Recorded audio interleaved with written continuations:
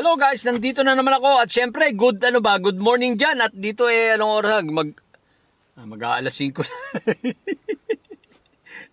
Medyo batas pa rin tirik ng araw. Anyway guys, eto sa mga didilis mananawagan tayo ngayon mga didilis ipagdasal niyo na po si Sayad. No? Ipagdasal nyo sapagkat kakwentuhan ko ang ating puting kabayo, no? Mga didilis, ipagdasal nyo si Sayad. Aba, alam nyo kung bakit? Aba, ay hindi na makapagkakain. Namamayat na si Sayad. Hindi na makapagkakain. Seryoso ito ha. Ang sabi ng puting kabayo, wala nang ganang magkakain masyado at madalas malipasan ngayon ng gutom sa kaiisip. No? Baka sa kaiisip ni Inday Sayad ay baka masiraan ang ulo. May saltik pa naman yon. May sayad yun, baka matuluyan. Sa bagay, okay lang naman. Dati pa namang meron ng sayad yun. Kaya lang, baka matrigger, no? Dahil nalilipasan na ng gutom at nangangayayat na, no?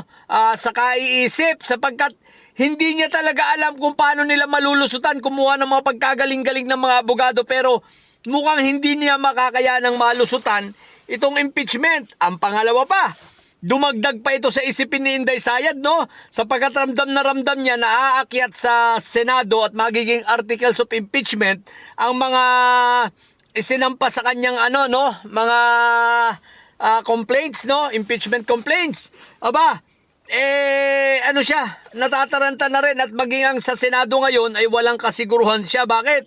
Isipin mo ilan na wala na yung si Bato, so wawalo na. Wawalo na ron ang nasa Senado 15 ang solid ngayon sabi natin 15 ang nasa majority.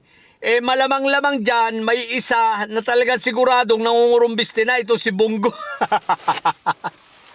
Nangungurumbiste na si Bongo, alalahanin natin Tulad nga ng sinasabi ko dati pa, noon pa, di ba? Na itong si Bongo, aside from may sariling interest pampolitika, no, medyo may galit talaga ang katotohanan, may galit ito kay Sayad. Dahil nga sa ginagawa, nakadagdag dati nang may galit, dati na silang may conflict ni Inday Sayad, nakadagdag pa itong pang-aapi ni Sayad sa kanyang best friend na si Hanilet, no? Nakadagdag pa ito. Dahil sa pang-aapi ni Sayad kay Hanilet, so sumasama ang loob nitong si Bongo. Ngayon, malamang-lamang, baka ito ay bumaligtad na sa impeachment. Higit sa lahat, baka hindi lang yun ang bumaligtad kapag naramdaman nitong mga senador yung tinatawag na public pressure.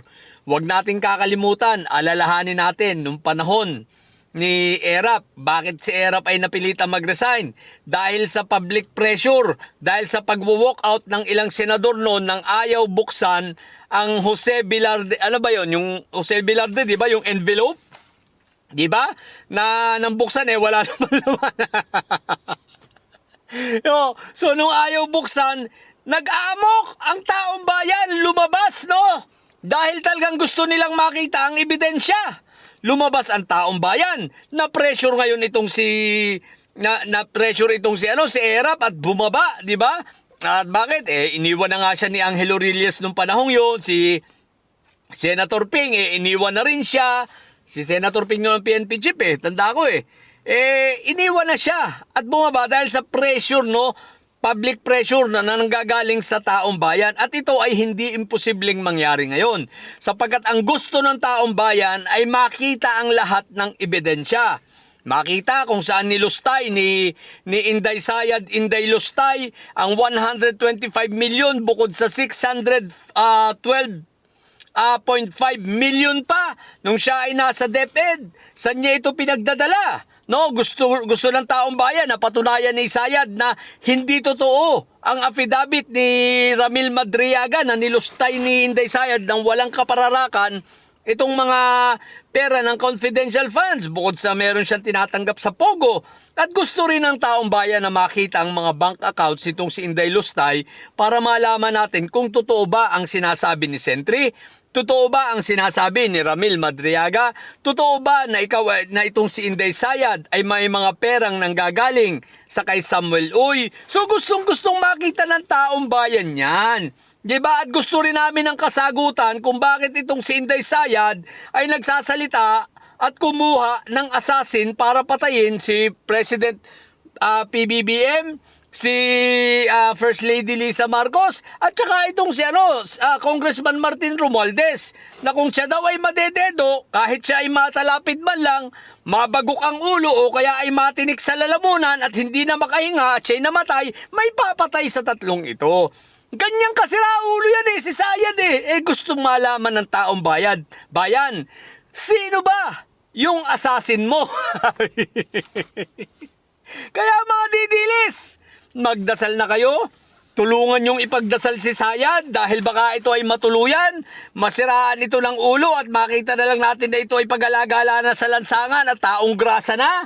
So tulungan ninyo. Tulungan ninyo sapagat hindi na nagkakakain, pumapayat na. Hindi nyo ba napapansin? Pumapayat na si Sayad. Hindi yan nagda-diet partida Hindi nagda-diet. Talagang sa sobrang stress na.